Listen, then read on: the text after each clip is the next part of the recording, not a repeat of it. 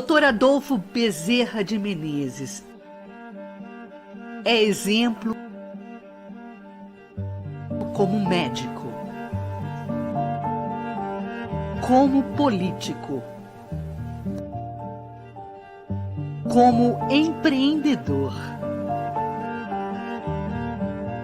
como pai, como homem de bem. Em 1192 páginas, o historiador Luciano Klein nos entrega uma biografia multifacetada deste singular ser humano de beleza espiritual que foi um dos mais notórios espíritas do século XIX. À venda com edição de acabamento primoroso e rica coletânea de documentos e fotos. Venha se inspirar na obra Bezerra, O Homem, Seu Tempo e Sua Missão.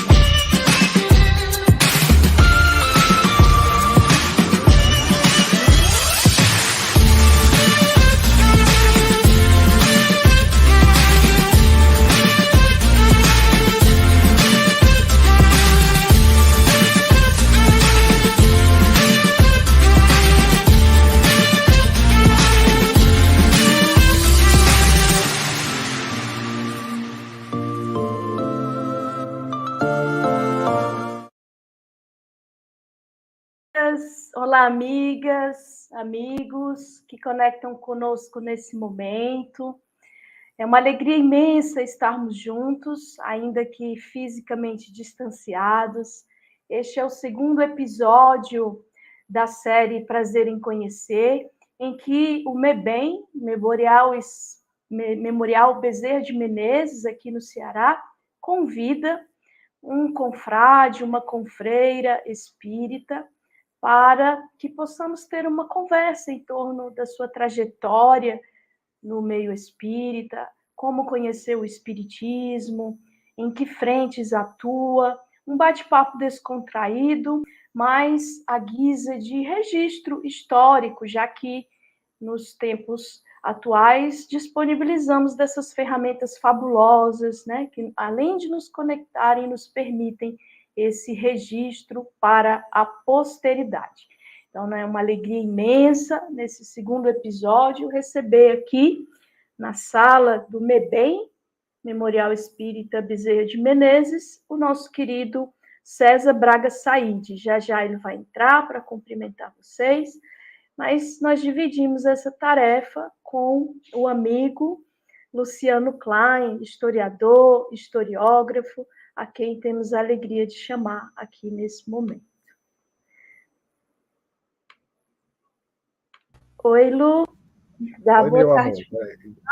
Grato aí pelo convite uma vez mais. Nós estamos juntos aqui, selando essa parceria, que espero seja duradoura, para que nós possamos fazer esse trabalho importante, na nossa opinião, como historiador, visando ao resgate da memória histórica do nosso movimento. E trazendo companheiros como o convidado de hoje, que é muito amado por você e por mim, que é o nosso César Said. Então vai ser uma alegria podermos aqui entabular com ele a conversação fraterna. Obrigado pela parceria uma vez mais. Então vamos trazer aqui o César para falar com a gente, né? Cumprimentar o pessoal inicialmente. Boa tarde, César, bem-vindo ao Ceará. Boa tarde, Eugênia. Boa tarde, Luciano. Boa tarde a todos os amigos e amigas que nesse instante estão conosco, participando desse encontro, desse diálogo fraterno, espontâneo. E muito obrigado pela honra de poder estar aqui com vocês dois, que são pessoas que eu admiro e que quero muito bem, com todo o meu carinho, com toda a minha amizade, com todo o meu coração. Uma alegria. Nós, como dissemos, nós vamos fazer um bate-papo com o César, né? E normalmente nós temos assim uma curiosidade que é saber como chegamos ao movimento espírita, né? Então essa é a primeira pergunta que nós endereçamos a você, César. Como você se tornou espírita? Conta pra gente um pouquinho sobre isso. Vamos lá. Eu preciso remontar um pouquinho a minha infância. Eu tive uma avó paterna que, durante muitos anos, no Paraná, na cidade de Jacarezinho, próximo ali da divisa com o estado de São Paulo, essa avó frequentou um centro espírita e tinha obras espíritas em casa.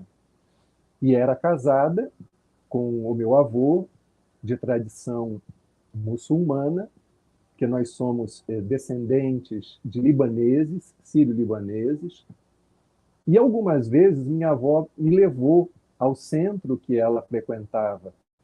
Acredito que por conta das minhas inquietudes e inquietações infantis, por ser muito levado na infância, muito hiperativo. Então, a memória mais recuada que eu tenho, Eugênia, é de eu estar menino sentado numa cadeira muito dura, uma cadeira de madeira, ouvindo um homem que não parava de falar. Acredito que não havia evangelização infantil nessa época, então eu sentadinho ali, olhava para aquelas pessoas todas adultas e depois recebia o passe. Caminhando um pouquinho mais, meus irmãos mais velhos, meu pai teve 2 filhos do primeiro casamento e minha mãe 2 filhos também do primeiro.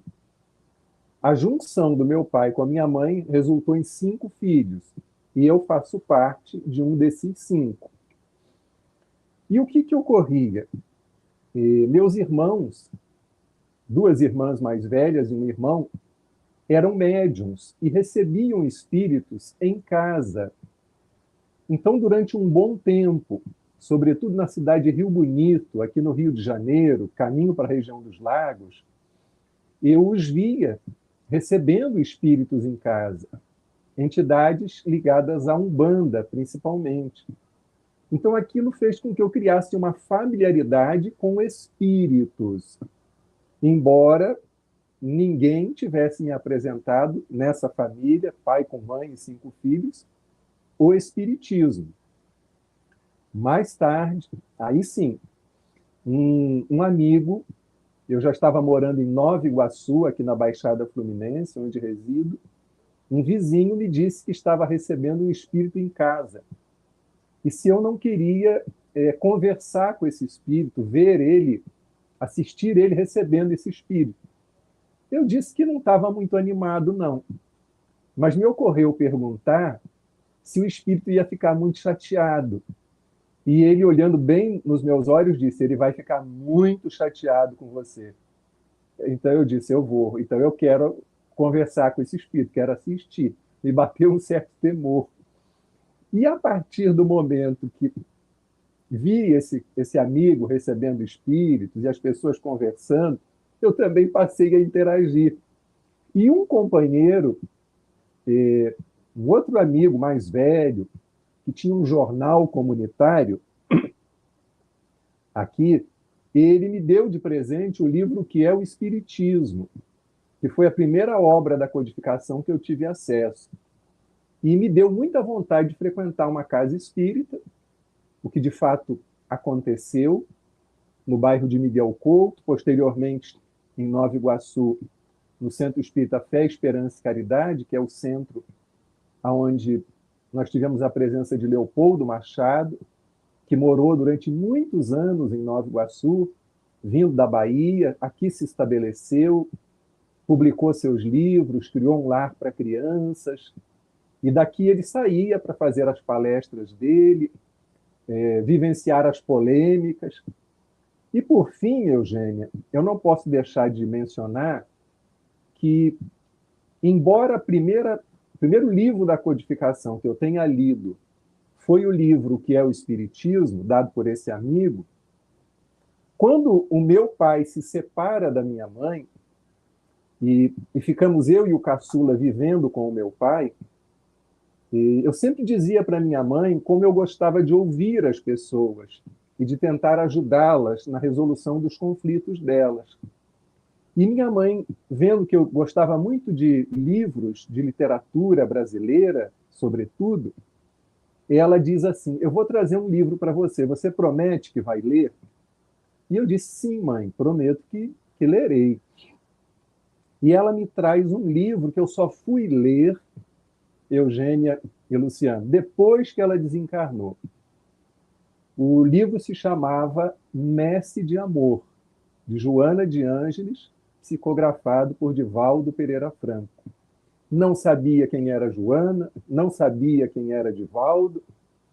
O fato é que, mais tarde, é que eu vim a saber que foi o primeiro livro mediúnico da lavra de Divaldo Pereira Franco. Então, minha mãe me dá o meu primeiro livro mediúnico, se assim podemos dizer, e o amigo, o primeiro livro da codificação. Então, foi mais ou menos assim que se deu a minha chegada numa casa espírita.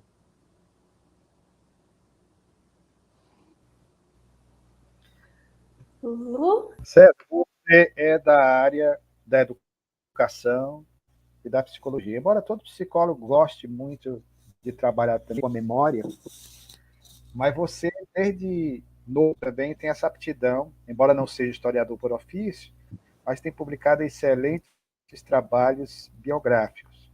O que é que lhe motivou a fazer essas pesquisas, esse interesse pelas biografias? Olha, eu sempre gostei muito de ler biografias, Luciano, porque eu acho que a gente pode aprender muito com elas. Não para que a gente transforme a nossa vida numa cópia do biografado ou da biografada que a gente esteja consultando, se familiarizando com aspectos da vida particular ou pública desses vultos. Mas sempre gostei de conhecer particularidades, a intimidade, e sempre me trouxe grande proveito, grande inspiração para o entendimento de mim mesmo sabendo que cada vida é única, é singular. E no movimento espírita,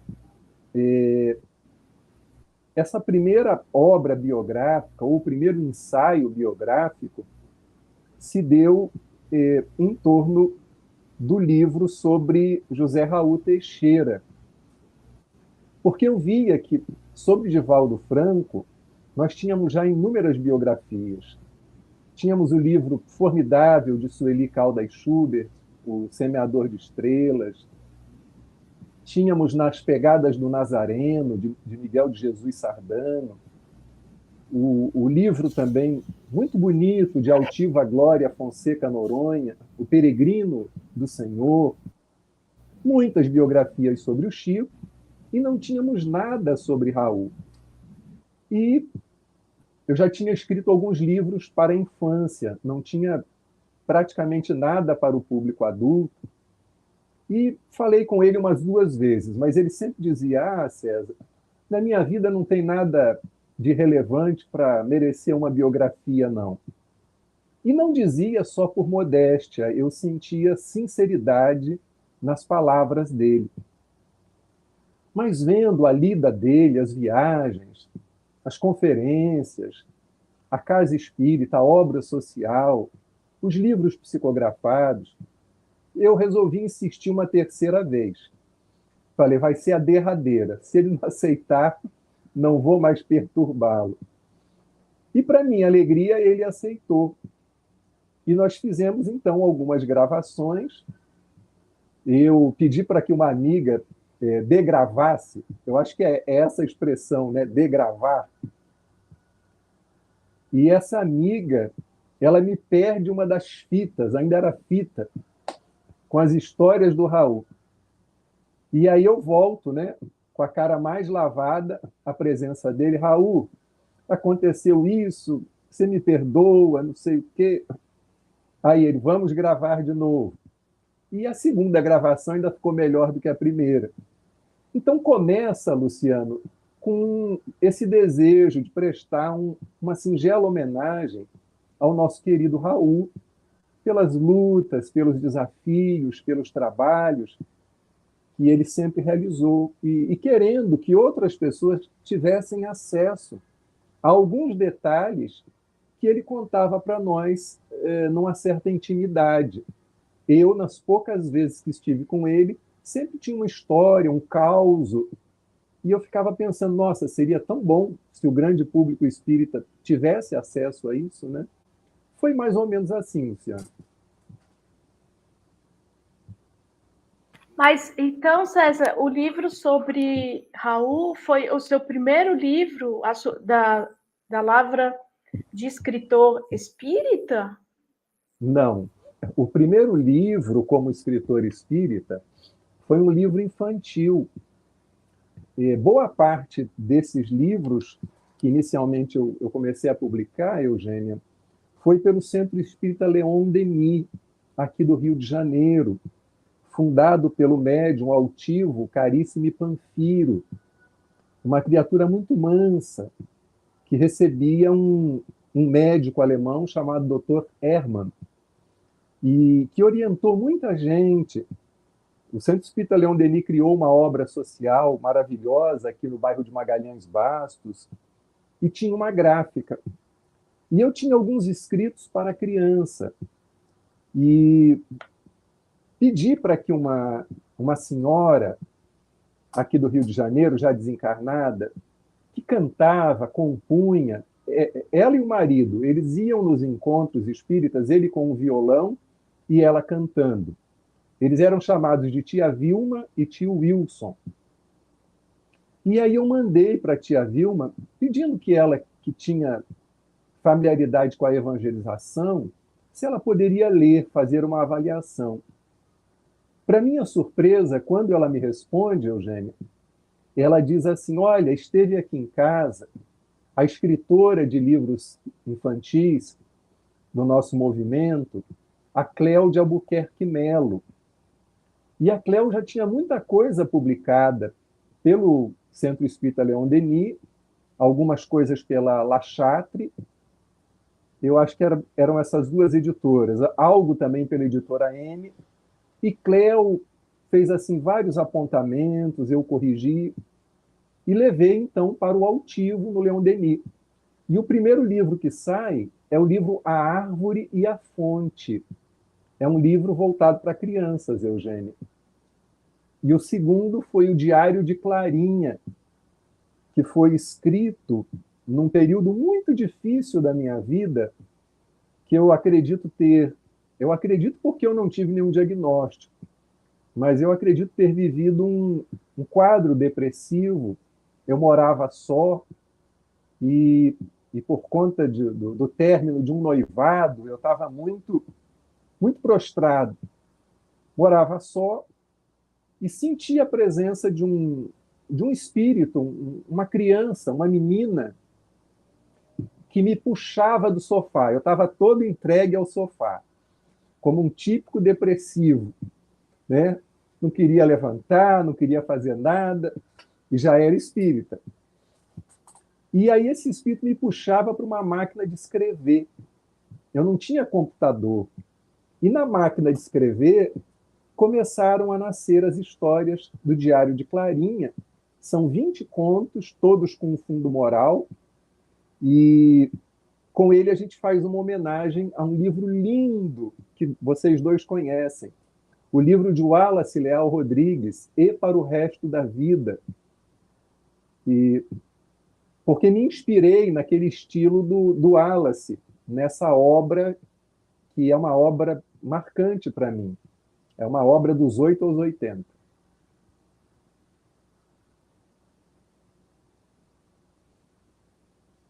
Você citou o nome do altivo. que eu tive a oportunidade de conhecer pessoalmente aqui em Fortaleza, na ocasião, um pouco tempo antes de desencarnar, com alguns amigos do Leon Denis, para visitar o Polo Bezerra de Menezes, no Riacho do Sangue.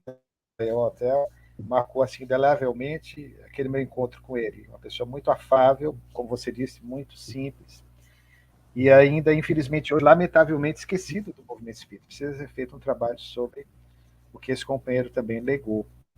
Meu irmão, aproveitando aí essa esteira de reflexões que você levanta, com essa sua experiência psíquica, mediúnica, nesse momento grave, dando um salto no tempo, eu tive a felicidade de ler, antes da publicação da Federação Espírita do Rio Grande do Sul, esse livrinho extraordinário, a Eugênia também tem aí, Mulheres segundo o Espiritismo, que seria o seu primeiro trabalho, aí sim, psicográfico, né, como médium, e que tem como autora, para nossa alegria, dupla alegria, uma que já houvera se manifestado através do nosso Chico Xavier, Francisca Clotilde. Então, eu queria que você falasse um pouco dessa sua experiência, desse seu início nas atividades mediúnicas e o contato com essa alma querida e amada aqui do meio literário local e nacionalmente conhecida no meio espírita por causa também, primeiramente, do Chico Xavier.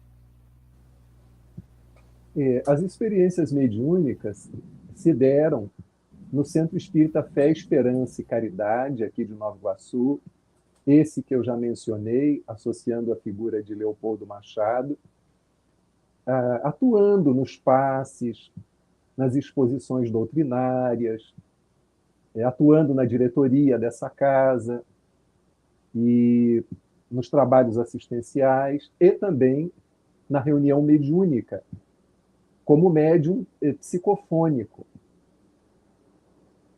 Com o passar do tempo, além da psicofonia, comecei a desenvolver algo no campo da psicografia. Mas a psicografia comigo, ela é um pouco custosa, Luciano, porque eu sou intuitivo. Então, tudo passa pelo meu crivo, pelo filtro da minha cabeça. Não é uma coisa mecânica nem semimecânica.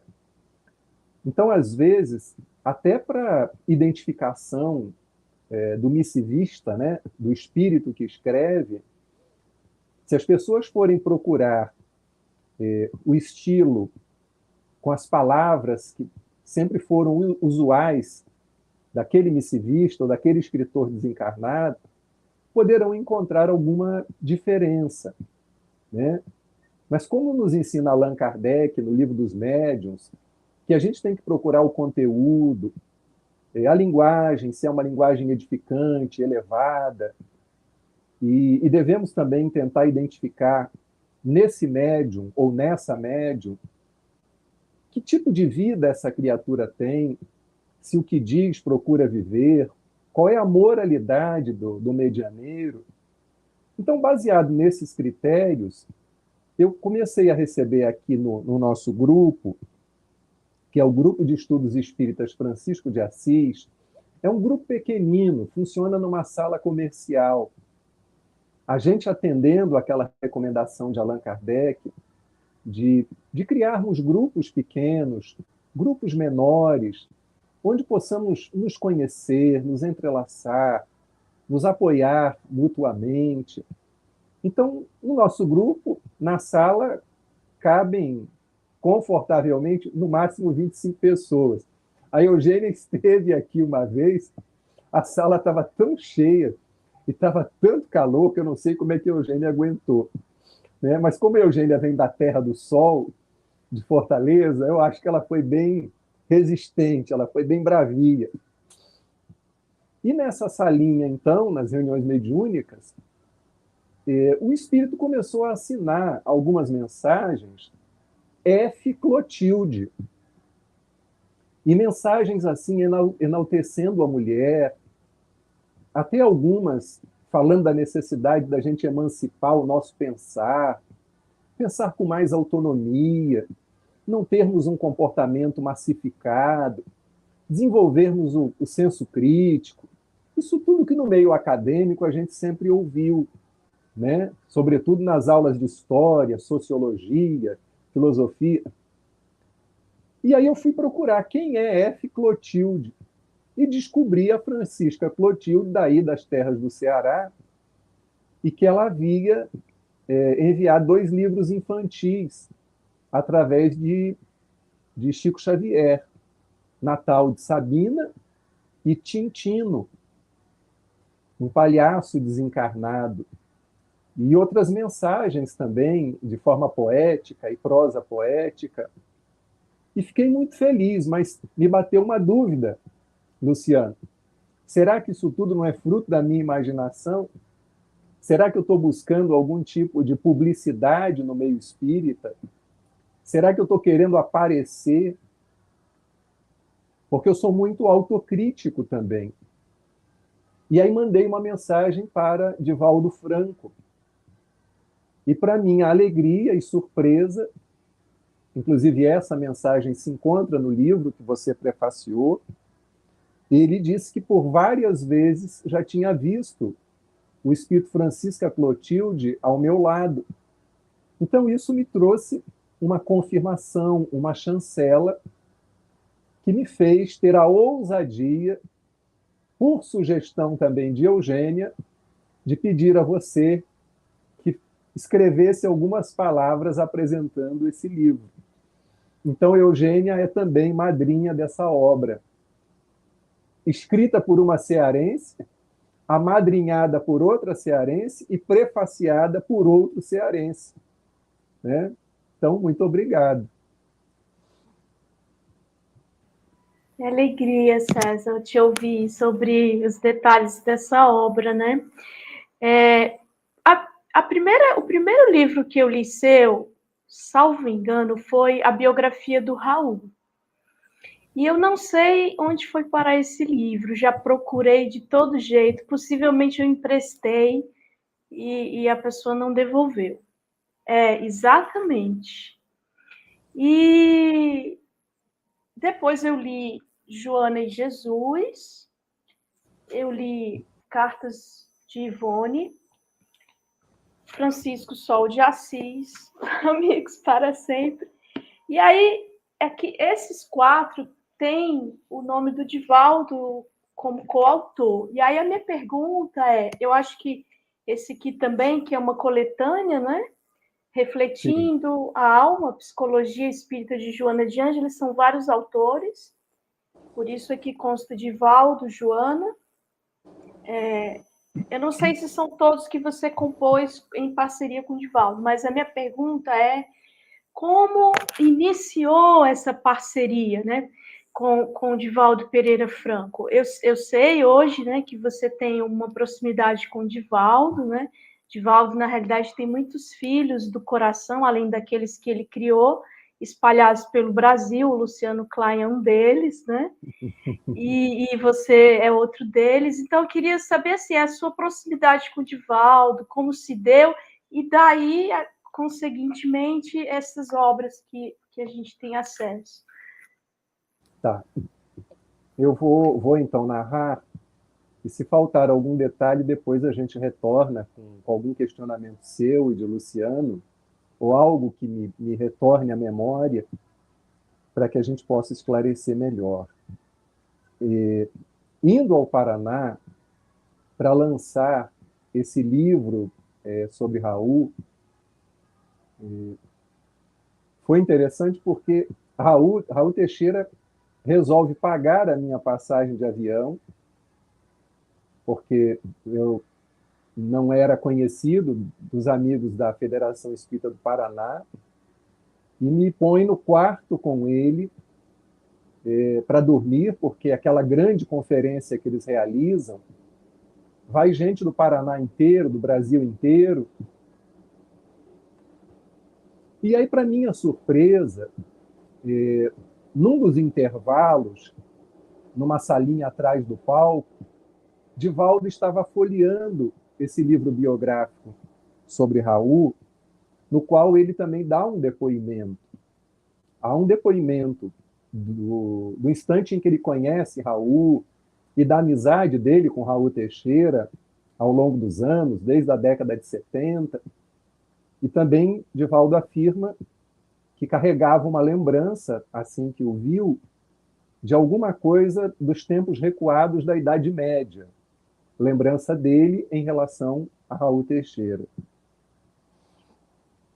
E ele diz, então, olhando para mim, que estava assim um pouco distante,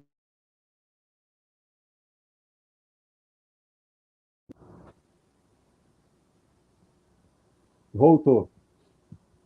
Ele diz, então, que tinha gostado, estava gostando do pouco que ele tinha lido no livro. Eu falei, poxa, que bom saber das suas impressões, fico muito feliz. Né? E, particularmente nessa conferência, por fazer parte ali dos autores que autografavam os livros, eu sempre era o último, Divaldo o primeiro, aí vinha Sueli Caldas, vinha Sandra Borba, vinha Alberto Almeida, vinha Raul, e eu me colocava sempre do lado oposto. Né? E num determinado momento, os expositores não voltaram, só voltou Divaldo. Então estava Divaldo numa ponta e estava eu na outra. E aí eu pensei assim, nossa, é até uma deselegância, é uma falta de educação da minha parte ficar aqui, com tantas cadeiras entre nós. Aí eu me aproximei. Eu já, naturalmente, como todo espírita, já tinha ouvido palestras de Divaldo e trabalhei durante 5 anos na Escola Espírita Joana de Ângeles, que fica aqui no município de Japeri. E a fundadora, a nossa querida e saudosa professora Terezinha, né, ela era uma daquelas senhoras que, quando Divaldo vinha ao Rio, ela fazia parte do grupo que vendia livros e ia para as várias cidades do estado do Rio e dos vários locais na cidade do Rio, atendendo o público e vendendo livros. Então, ela, um amor, um carinho, uma admiração extrema por Divaldo. Mas eu tinha um certo pudor de me aproximar. E nesse dia da conferência eu me aproximei. E ao me aproximar, Eugênio, para minha surpresa, ele começa, entre um autógrafo e outro, a contar histórias sobre São Francisco de Assis. E ao contar essas histórias, eu fui me emocionando, né? As lágrimas começaram a escorrer. E aí, então, eu acredito que tive, né, a seguinte ideia, que me foi inspirada. Na época eu achei que era minha. Como seria interessante escrever um livro sobre Joana, falando da relação dela com Francisco de Assis? Propus isso a ele nesse momento. E ele disse, eu vou pensar. Posteriormente escreveu, eu escrevi e ele respondeu, dizendo que poderíamos sim. E na ocasião nós só tínhamos o livro sobre Joana, A Veneranda Joana de Ângeles, de Celeste Santos, que foi colaboradora, trabalhadora da Mansão do Caminho.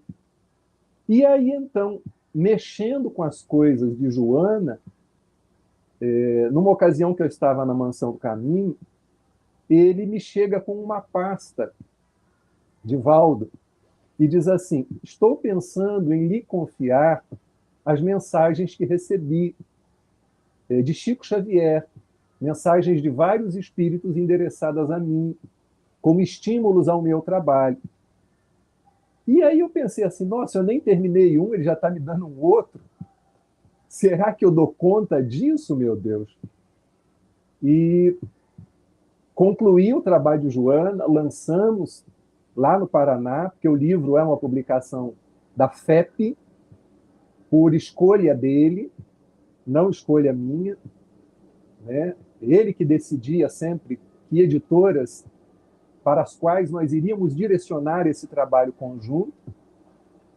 E aí ocorreu um fato que eu acho que também interessa ao Luciano. Apenas 2 vezes na vida, Luciano, eu tive a grata alegria de registrar a presença do Dr. Bezerra de Menezes. Né? Nem me sinto com cacife para mais do que 2, já acho até que foi muito. Uma ocasião, lançando o livro Joana e Jesus aqui no Centro Espírita André Luiz, porque eu acredito que você já tenha estado aqui no Rio de Janeiro, próximo do Maracanã, Praça da Bandeira. Sempre, ao final, há uma comunicação do Dr. Bezerra. E, nesse dia, ao final da comunicação, o coral do Grupo Espírita André Luiz entoou uma canção em homenagem ao médico dos pobres. E eu estava no mais absoluto silêncio, de olhos fechados, e ousei fazer a seguinte pergunta, mentalmente: como será que Dr. Bezerra, após ter dado essa comunicação, se sentiria ouvindo esse coral tão belíssimo, tão cheio de carinho, homenageando ele com uma canção? Pois eu ouvi nitidamente como um estímulo para que um dia eu seja aquilo que eu ainda não sou. Confirmado depois por Divaldo. E a segunda ocasião, eu estava na Mansão do Caminho e já estava trabalhando, Eugênia e Luciano, nesse livro, sobre a relação de Chico Xavier com Divaldo Franco. E tive acesso a correspondências muito duras, ofensivas, agressivas, todas devidamente arquivadas. E aquilo foi me trazendo um mal-estar. E, meu Deus, quanta agressividade, quanta falta de fraternidade, coisas que eu nem saberia, nesse momento, mencionar, e acho que nem cabe, né? E aí aquilo foi me dando um mal-estar, e eu, meu Deus, por que eu estou mexendo nisso? Eu já tinha, inclusive, dito a Divaldo se nós não poderíamos dar um outro enfoque a esse trabalho, que foi publicado pela editora Bezerra de Menezes, ligada a Miguel de Jesus Sardano, lá em Santo André, São Paulo. E ele, não, nós precisamos caminhar exatamente assim, porque essas coisas, à época, né, ainda me doem muito no coração. E aí eu continuei envolvido com aquelas correspondências e me perguntei, mas ele poderia ter dado isso para a dona Sueli, que escreveria com maestria, com muita elegância, como era próprio dos escritos de Sueli. Poderia ter dado isso para o Miguel de Jesus, para o Washington, outro companheiro que escreveu muita coisa boa sobre Divaldo, sobre Vitor Hugo, sobre a Mansão do Caminho. Mas por que eu estou mexendo nisso? E aí, pela segunda vez, eu ouvi aquela voz cheia de ternura, dizendo assim: para que a gente possa colocar uma pá de cal nesse assunto, meu filho, para que as congruências se sobressaiam, estejam acima das diferenças, para que aquilo que nos aproxima prevaleça sobre aquilo que nos separa. E aí as lágrimas escorreram, tive que ir no banheiro, enxugar o rosto. Então foi a segunda e única vez que eu senti a presença do Dr. Bezerra. Então esses livros nasceram assim. Mas eu preciso dizer, Eugênia, finalizando a minha resposta a você, e correndo o risco de ser um pouco prolixo aqui, eu entrei em assuntos muito íntimos da vida de Divaldo, mas eu não criei uma intimidade com ele por pudor, porque sempre vi muita gente idolatrando e muita gente se prevalecendo dessa proximidade para pedir notícias, para pedir revelações. Uma das poucas vezes que eu busquei uma confirmação com ele foi sobre o livro da Francisca Clotilde, e sobre um ou outro benfeitor que me apareceu também pela psicografia junto de Francisca Clotilde. Nunca fiz nenhuma pergunta sobre vidas passadas, nem ele nunca me revelou algo assim. Nunca perguntei da minha relação com Joana de Ângeles. Apenas quando voltei da Suíça, onde você também é uma pessoa muito querida dos nossos irmãos e irmãs de lá, você sabe disso, Eugênio? Eu tinha ido na cidade de Assis, já fazendo uma outra pesquisa sobre o livro Francisco de Assis, que você apresentou, e narrei a ele as minhas impressões, e ele então me disse que tinha sido uma volta para casa. Porém, entre Assis e o século XXI, muita bobagem certamente eu andei fazendo, muitas complicações eu arrumei para a minha vida, e estou tentando agora me descomplicar e me resolver emocional, psíquica e fraternalmente com aqueles que me cercam.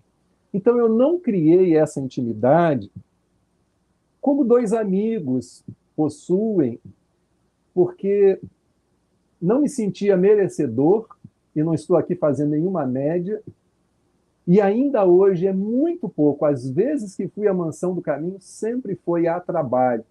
Então, as pessoas acham que eu estou assim, mas não, nunca estive, Eugênia. E às vezes até gostaria de ter estado mais, mas nunca estive.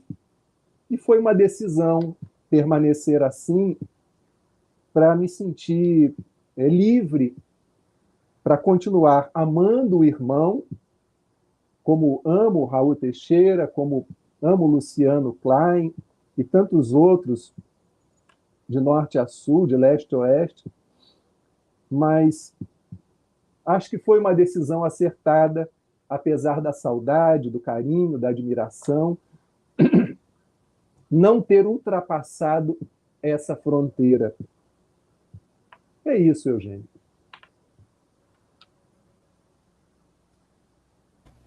Lu, antes de você fazer a sua próxima pergunta, a gente tem aqui duas perguntas de internauta, se puder. Ótimo. Né? Aí temos aqui o Eduardo Lima, um confrade cearense, que é lá do grupo de estudos. Podemos prosseguir. O Eduardo, ele faz a seguinte questão. Boa tarde, caro César. Pode falar um pouco? Não sei se é o meu... Deixa eu... Será que a minha está falhando também? Minha internet? Coloquei a pergunta na tela. Deixa eu tirar daqui. Fala alguma coisa, Eugênio, por favor. A pergunta do Eduardo. Tá ok? Não, continuo sem ouvir. Não sei por que será. Você me ouve, Luciano? Só é o Eugênio. Deixa eu tentar voltar aqui com o microfone. Eu ouço você, Eugênio. Você me ouve, né? Oi. Ouço. São os nossos defeitos especiais ao vivo. Tá ok, César? Deu para ouvir, querido? Eu acho que eu vou tentar sair e voltar, porque eu não estou ouvindo ainda vocês.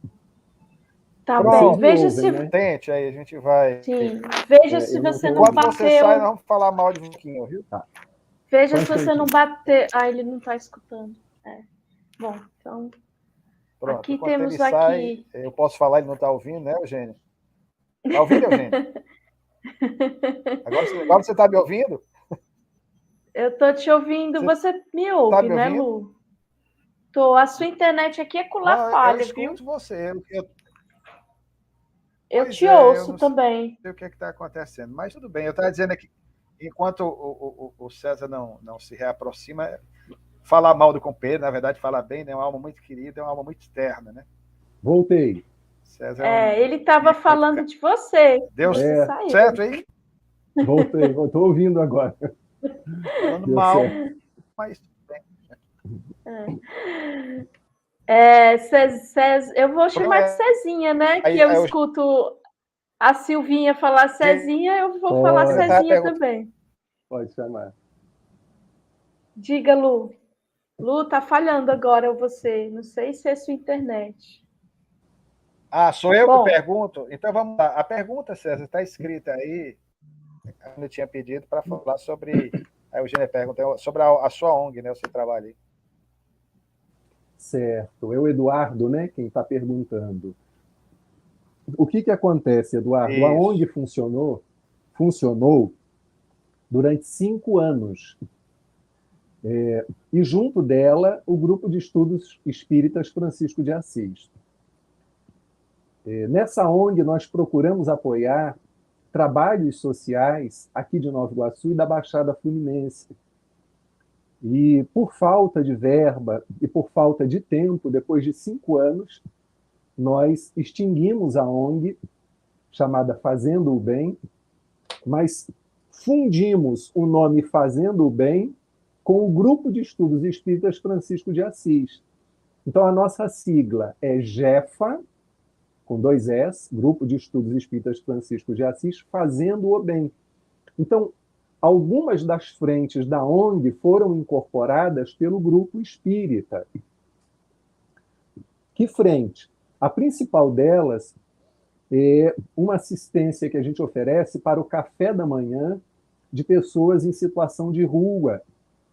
Existe uma instituição católica em Nova Iguaçu, que é a Casa da Solidariedade.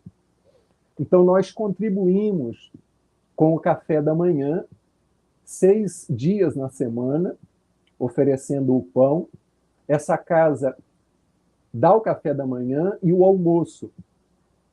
E essas pessoas que se encontram em situação de rua, elas podem entrar, tomar o café, tomar um banho, lavar a roupa, os homens fazerem uma barba e também desfrutarem de um almoço. Então, nós apoiamos essa instituição. Apoiamos também o trabalho da Escola Espírita Joana de Ângeles, sobretudo na sua parte assistencial, e sempre que possível, participando das campanhas. A Escola Espírita Joana de Ângeles abriga hoje 150 crianças no município de Japeri, que passam o dia. A fundadora dizia assim, que antes do CIEP, do Brizolão, aqui do Rio de Janeiro, ela tinha criado lá o Cristolão, porque era uma escola espírita, onde as crianças já ficavam em turno integral, no nosso Cristolão. Então, nós seguimos apoiando essa instituição. E já apoiamos grupos evangélicos com trabalhos sociais sérios, instituições que não têm nenhum rótulo religioso. Então, a nossa tarefa no campo assistencial é apoiar trabalhos assistenciais sérios. Para isso, nós fazemos campanhas, além de termos as reuniões habituais de qualquer casa espírita, mesmo sendo um grupo bem pequenininho. Conforme eu disse, só cabem 25 pessoas na nossa sala. E, por enquanto, não temos a pretensão de ser maiores. Estamos muito satisfeitos em sermos pequenos e tentamos ser irmãos menores, como dizia Francisco de Assis acerca dos seus irmãos na Idade Média, né? Junto dos seus fratelos e das suas sorelas. Então é isso. A ONG deixou de existir e os trabalhos da ONG foram incorporados pelo Grupo Francisco de Assis. Lu, você, né? Fez a do internauta? Público não. Luciano? Acho que tá... Posso prosseguir ou a gente aguarda do Luciano, Eugênio? A minha está oscilando um pouquinho, né? Tá. Vou fazer uma pergunta para você ou espero eu vou o Luciano? passando aqui a minha, Eugênio, para o César. Tá, eu posso saí. Então? Não, você está... aqui, não. Você está brincando de estátua. Não, eu pensei que o César... Não, antigamente, quando nós éramos crianças, que era estátua. Né? Mas é a internet, eu vou aproveitar o ensejo do momento da da sintonia e perguntar ao César, pedir para ele falar agora dos irmãos Pereira, né? Ou seja, Divaldo Pereira Franco e Ivone do Amaral Pereira. Você tem algo a falar dessa relação também entre os dois, do outro trabalho que você fez? Era o que eu ia perguntar, parece que ele estava lendo meu pensamento. Está aqui, né? Ok. E, como qualquer espírita que lê e que estuda, eu sempre admirei muito Dona Ivone do Amaral Pereira. E confesso que, particularmente, Recordações da Mediunidade e Devassando o Invisível, aonde ela se expõe bem, né? Se expõe muito mais. Tem também a obra Eu e Roberto de Canalejas, que é também uma obra em que ela se expõe bastante, e até queria se expor mais, mas, segundo o que sei, Dr. Bezerra de Menezes pediu que ela não fizesse mais isso, que ela ainda queria narrar mais sobre suas vidas anteriores, por conta dos sentimentos de culpa que ainda carregava, e ela, como poucos, soube converter uma reencarnação com uma provação dificílima numa grande missão. Então, ela é, para mim, um exemplo de superação e de humanidade, Luciano. Porque que mulher humana! Uma mulher que não escondia suas fragilidades, suas limitações, suas dores, seus sonhos de mulher. E, simultaneamente, realizava um trabalho belíssimo, porque ela foi expositora. Ela fez trabalhos assistenciais, ela visitou enfermos, ela atuou em receituário mediúnico, ela foi médium de psicografia, médium inspirada, realizou inúmeras experiências que ela narrou, os seus desdobramentos, e ainda trabalhava como costureira, né? Antigamente se chamava modista. Então é uma mulher admirável, eu sempre aprendi muito com a literatura e com os exemplos de Dona Ivone. Mas nesta consulta, Luciano, aos arquivos da mansão, e digo aqui de público que tem tanto material lá que um historiador igual a você ficaria igual pinto no lixo. É uma expressão típica aqui do Rio de Janeiro, porque é muito material. Nós temos lá correspondências de Hermínio Miranda, ainda desconhecido do grande público. Nós temos cartas íntimas de Sueli Caldas, na década de 70, antes dela publicar qualquer obra. Temos a correspondência de José Raul Teixeira, antes dele se tornar esse expositor e esse médium psicógrafo. Temos cartas maravilhosas e temos também essas cartas duras, de ataques, de ironia, de ofensa. Tudo isso devidamente arquivado, inicialmente por uma outra senhora e hoje por Dona Iraci, que cuida desse acervo como quem cuida da própria casa, de um filho ou de uma filha querida. E mexendo nesse arquivo, me deparei com as cartas de Dona Ivone. Cartas de Dona Ivone para Divaldo. E um desnudar-se.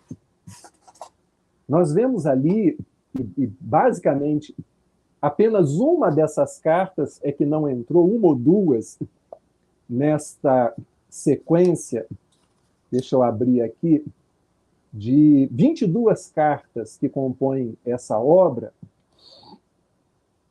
que a gente fez questão de embasar com trechos de O Livro dos Médiuns, com citações,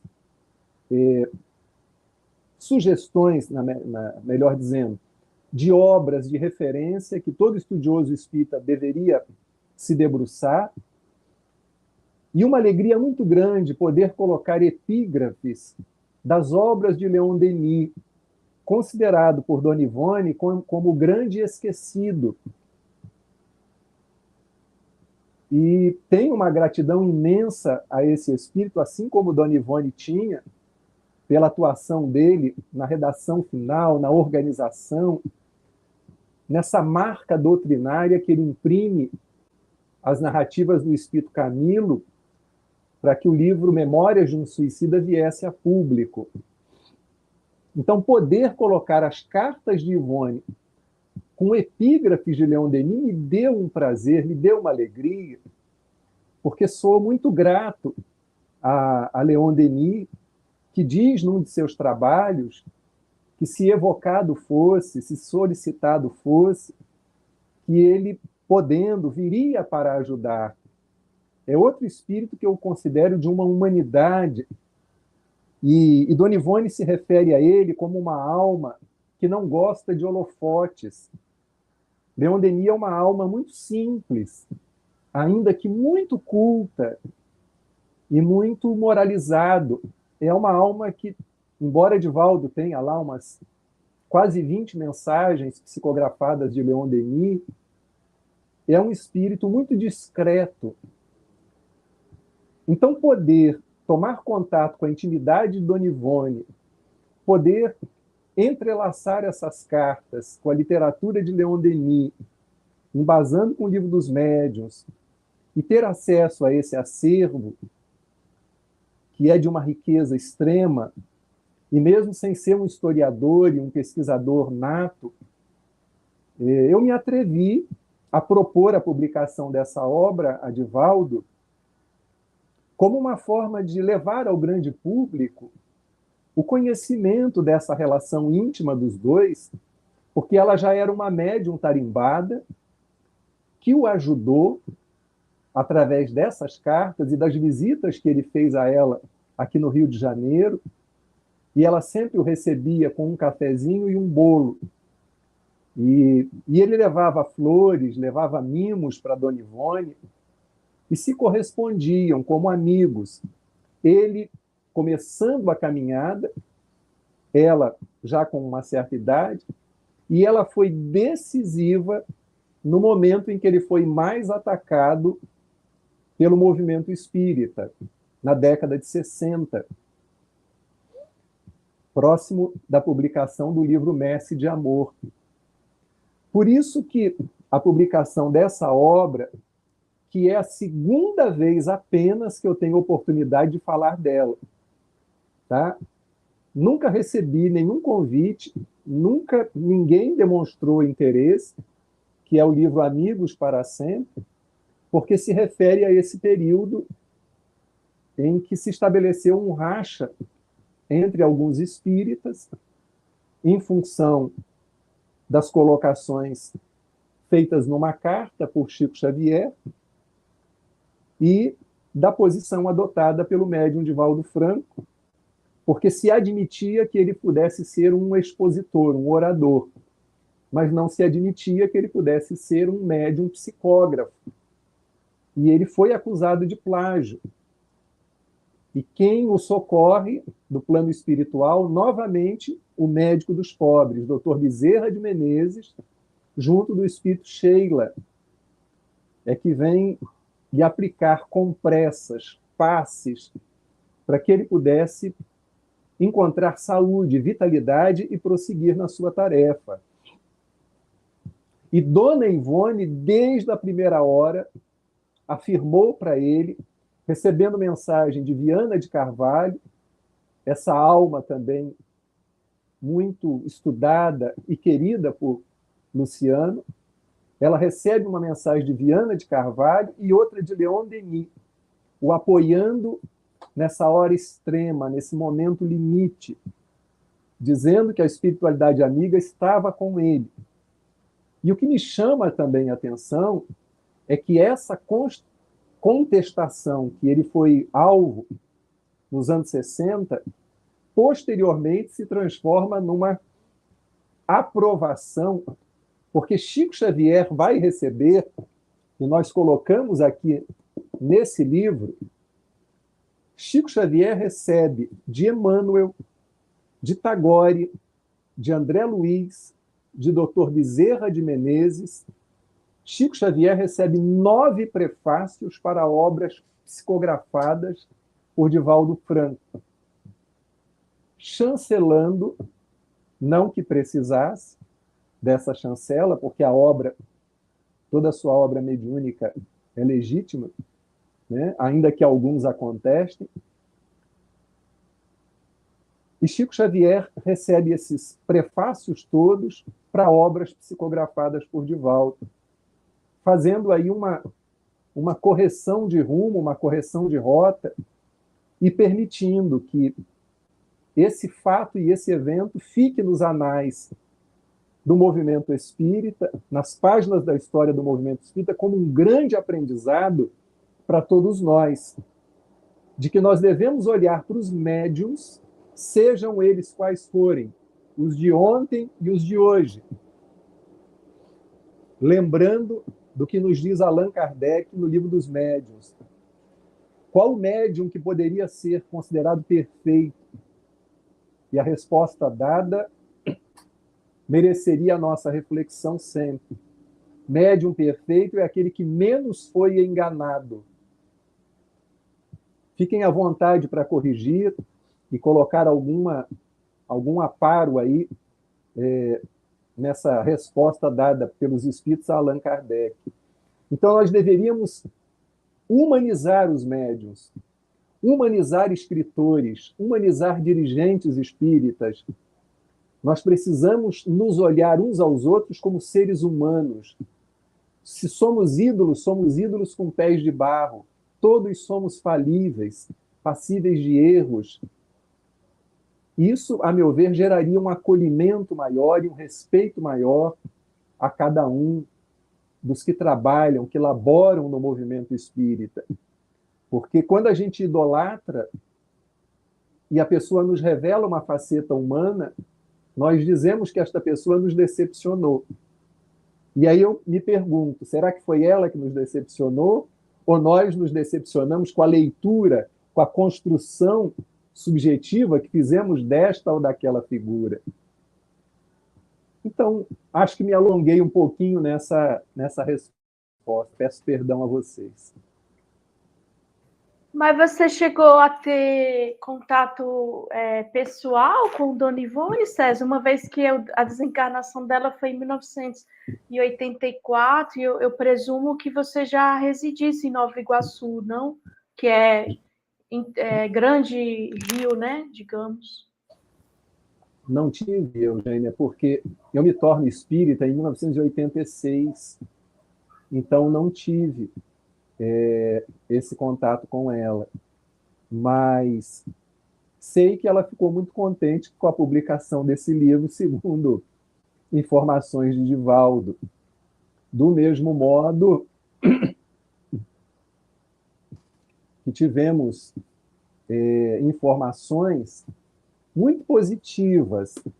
Vou mostrar aqui sobre o livro Joana e Jesus, informações muito positivas da espiritualidade, que eu sempre entendo que são estímulos para a gente poder prosseguir a revelia das nossas limitações e imperfeições, e também relato muito positivo de encarnados e desencarnados sobre essa obra, que também é uma tentativa de manter vivo, né, no nosso meio, há obras muito mais ricas, muito mais delicadas sobre Francisco de Assis. Inclusive, o nosso querido irmão José Carlos de Luca lançou um livro belo, cheio de ternura, sobre Francisco.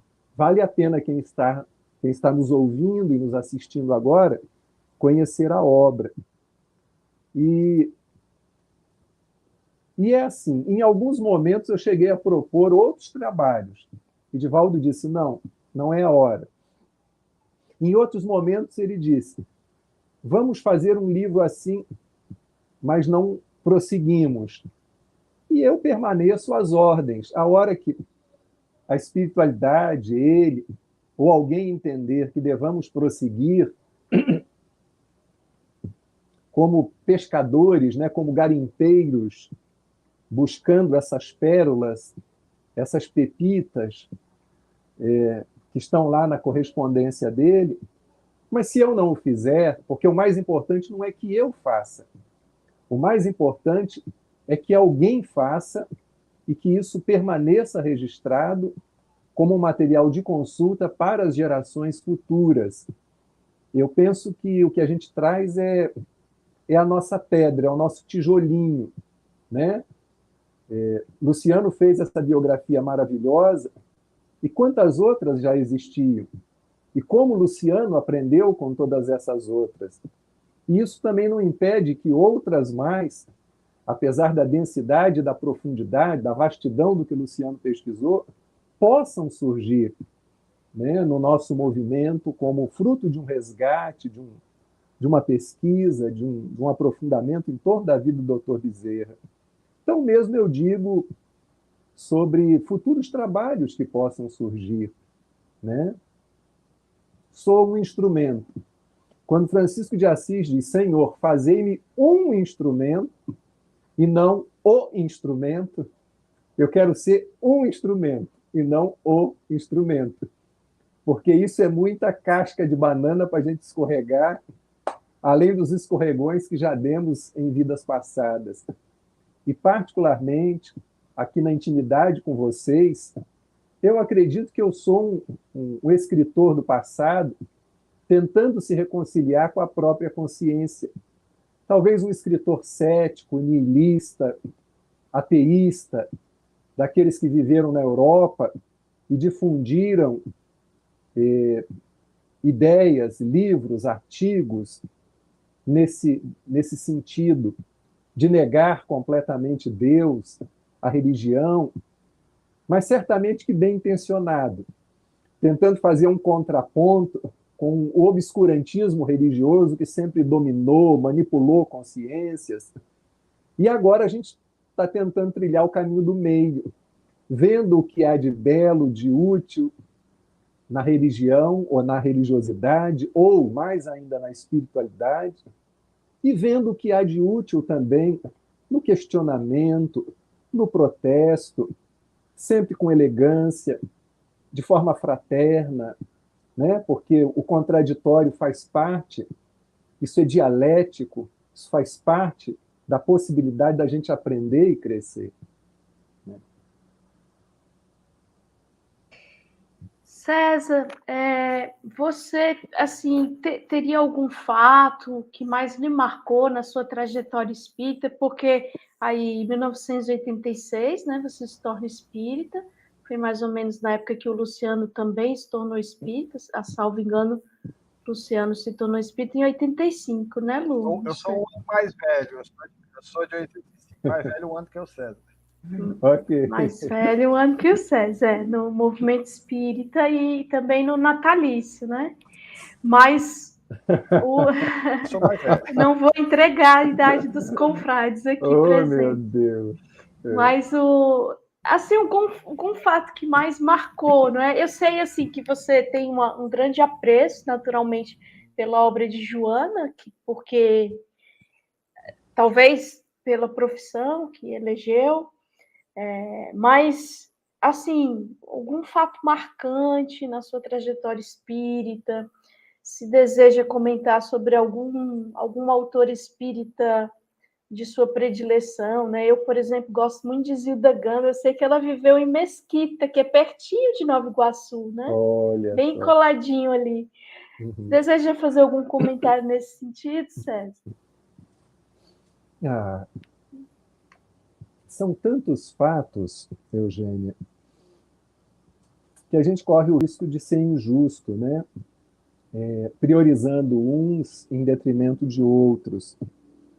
Eu sou muito grato a esse amigo que me deu o livro que é o Espiritismo, eu ainda novo, com 19 para 20 anos.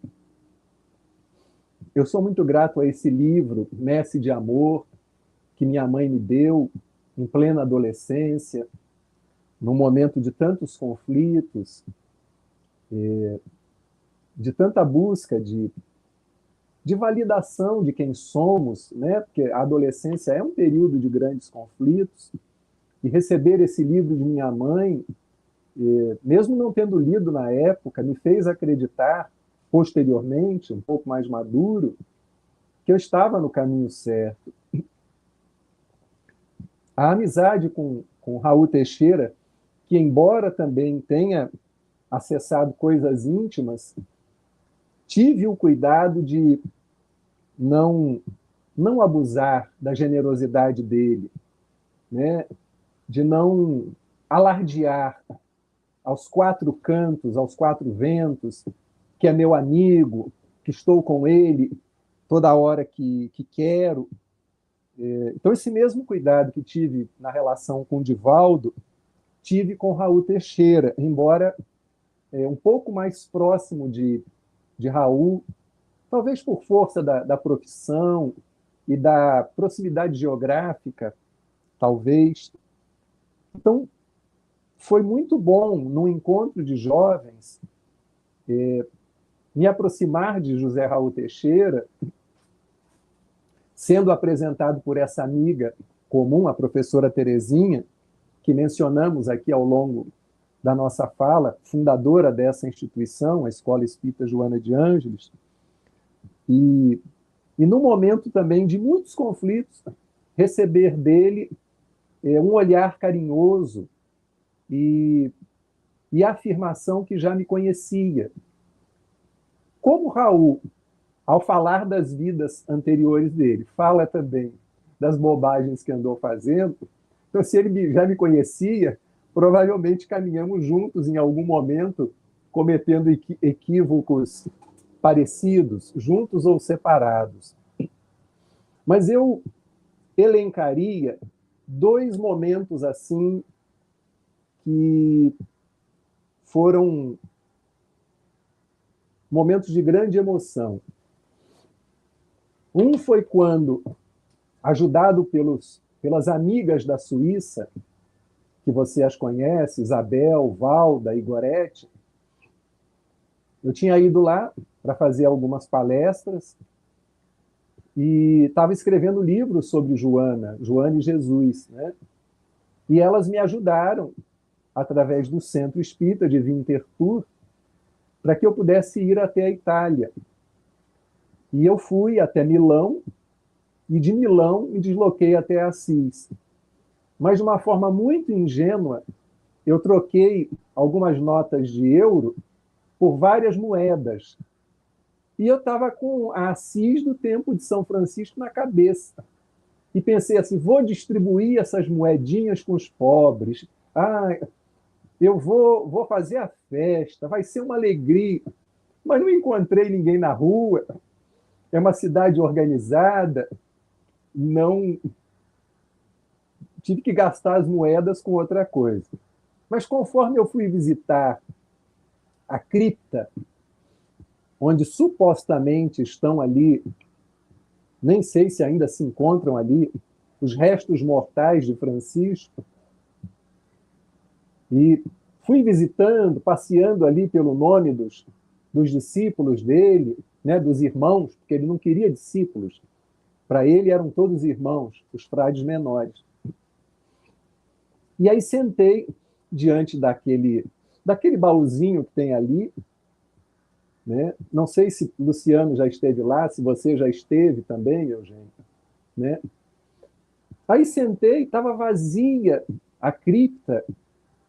A gente tem que descer, né, vários lances de escada. Em cima está a igreja, está o salão, está a basílica, e a gente desce e é lá no fundo. E várias pessoas tinham me dito, se você estiver lá, faz uma oração por mim, pede por mim. E aí eu sentei num dos bancos e comecei a orar, Senhor, chamando São Francisco de Senhor. Várias pessoas me pediram que eu orasse por elas. Então eu queria pedir por fulana, por Beltrano, era uma lista interminável. E enquanto eu estava nessa ladainha de nomes, mentalmente, eu fui tomado por uma emoção que, do ponto de vista espiritual, eu nunca senti na minha vida. E comecei a soluçar, feito uma criança. Aquele choro que você fica com a respiração. E só depois de alguns minutos é que eu fui entender o que estava acontecendo.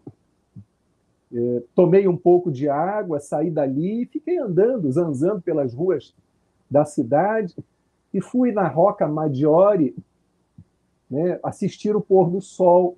Era um local, o Luciano conhece isso muito bem, porque essas cidades medievais elas tinham várias portas, né?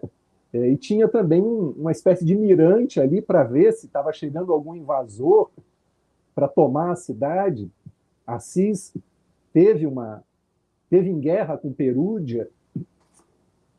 Então foi um momento de muita emoção, Eugênio.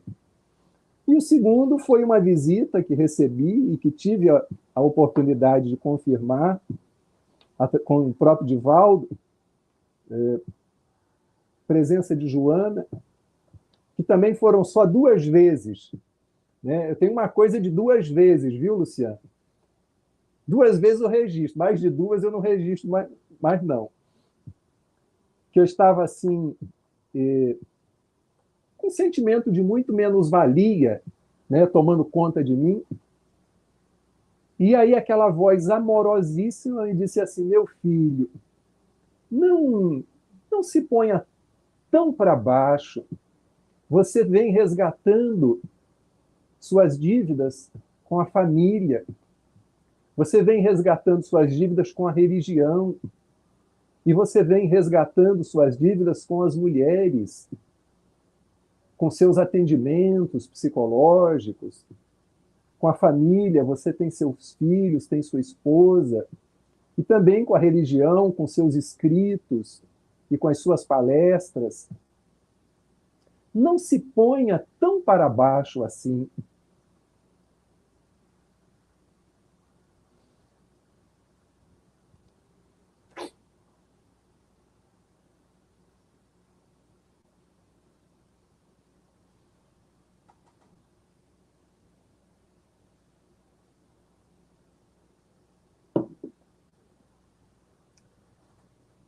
Você tem valor.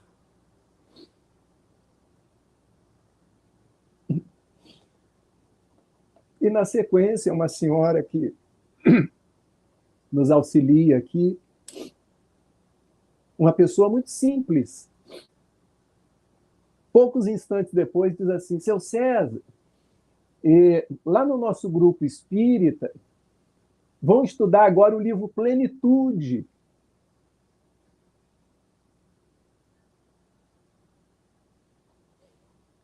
E aí, escrevendo o Adivaldo, ele só respondeu assim: não tenha dúvida nenhuma do amor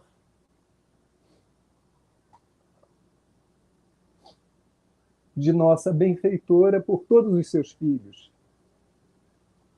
É isso, Eugênia.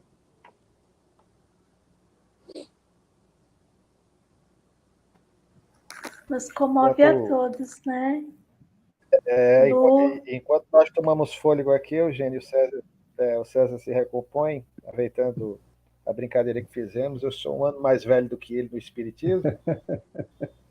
E em 1986, no ano seguinte, nosso trabalho na Mocidade Espírita Joana de Ângeles. Daí também esse grude com Joana, com Divaldo, com Raul, com a todos nós. Então, meu irmão, eu vou fazer a última pergunta de minha parte, depois eu ainda entro, mas profundamente agradecido. A última pergunta talvez seja uma das mais difíceis que você já respondeu, mas eu vou aproveitar porque você deixou claro, ressaltando essa questão de nós vermos os que estão divulgando o Espiritismo, hoje mais facilmente e até virtualmente, na sua humanidade. Pessoas que somos todos nós falhos, nos equivocamos. Então eu queria, finalizando a minha participação, uma vez mais agradecer a você e dizer que o amor que eu lhe tenho, você é uma pessoa muito querida aos nossos corações, exatamente por isso, né? Que brota sinceridade, espontaneidade, afeto, que nós precisamos tanto no nosso movimento espírita. É um tanto constrangedor, mas perdão.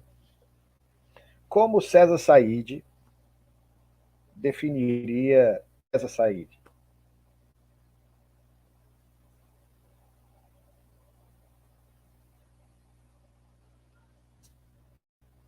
alma extremamente humana, passível de erros, erros como pai, como esposo, como irmão, como filho, como cidadão, como expositor espírita, como escritor espírita, como profissional da psicologia, da pedagogia, mas também passível de acertos. Eu gostaria muito que no nosso meio, Luciano, nós pudéssemos identificar, isso já é identificado em muitos rincões, em muitos arraiais, mas gostaria que isso, à semelhança de uma onda de empatia, de tolerância, de alteridade, crescesse, uma onda benfazeja, onde nós pudéssemos ver os erros uns dos outros como acidentes de percurso, como instrumentos para o nosso crescimento, para o nosso aprendizado.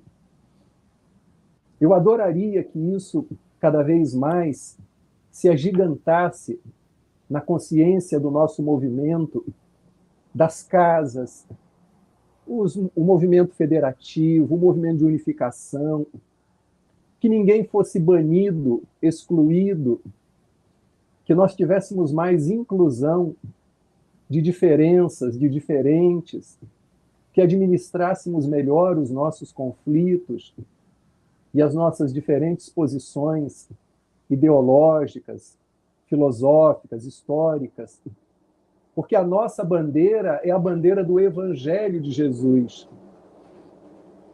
E o Evangelho é inclusão.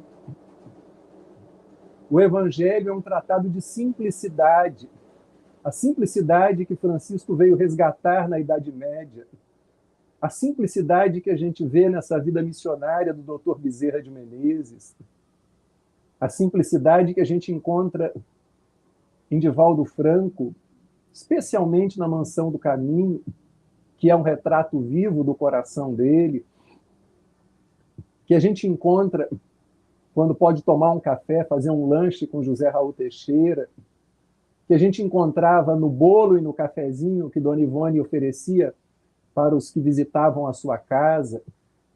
Então eu sou alguém em busca dessa simplicidade. E como devo ter sido uma alma beligerante no passado, busco hoje esse discurso da união, da aproximação fraternal, do respeito às diferenças e aos diferentes, porque entendo que aquilo que nos une continua sendo maior, mas a gente só vai conseguir se fixar nisso se a nossa capacidade de amar for maior do que a nossa capacidade de criticar. Não digo que devamos abrir mão do nosso senso crítico. Ele é um apanágio de quem pensa, de quem reflete, de quem se desconstrói e se reconstrói. Mas o mandamento do Espírito de Verdade é que a gente se ame primeiro e se instrua num segundo momento. Me dá um pouco a sensação de que a gente privilegiou o estudo. Invertemos a proposta do Espírito de Verdade. A gente estuda, estuda, estuda, se instrui, se instrui, se instrui. E o amor ficou em segundo plano. Se o Espírito de Verdade disse, amai-vos, eis o primeiro ensinamento, essa precisa ser uma bandeira desfraldada. O instruí-vos vem junto, mas o amor precisa vir primeiro. Não um amor piegas, não uma afetividade de fachada, um amor verdadeiro, genuíno, em que eu posso discordar de você, mas te amo, porque você é meu irmão, você é minha irmã, seja você presidente, seja você trabalhador anônimo, seja você escritor, seja você médico, seja você uma rocha que não sente espírito nenhum. Então sou alguém, Luciano, em busca desse amor que o Evangelho do Cristo nos recomenda desenvolver, primeiro por nós, posteriormente pelo próximo. Sou alguém em busca desse amor, mas que de vez em quando ainda sente raiva, tropeça, cai, se equivoca e tenta aprender com os próprios erros. É isso. Olha, nós agradecemos tanto, César, e ficamos tão felizes de você ter aceito estar com a gente, né? Obrigado. Num feriado em que normalmente as pessoas costumam viajar, estar com a família. É uma alegria imensa ter você aqui. Muito carinho dos internautas em relação a você. Depois você pode consultar o chat para ver cada uma, né? A gente tentou aqui projetar. Então, nós vamos nos despedindo, né? O nosso programa ele tem essa característica de ser uma conversa descontraída. Só falta o bolo e o café, que a dona Ivone preparava, né? Você é muito bem-vindo aqui e faço votos que possa estar pessoalmente conosco aqui em alguma tarefa espírita algum dia, né? Vamos, então, nos despedir, deixando ao internauta também o nosso carinho. Lembrando que a nossa live é mensal, é sempre no último sábado de cada mês, pode ser o quarto, pode ser o quinto, a depender do mês. Em março, será no dia 26 de março, às 16 horas, teremos conosco a presença do confrade Jorge Elarra Canto, que já residiu aqui em Fortaleza e que hoje está lá em Roraima, Porto Velho. Ele estará virtualmente conosco falando da sua trajetória espírita. Então, todos de antemão convidados. César, um beijo no seu coração.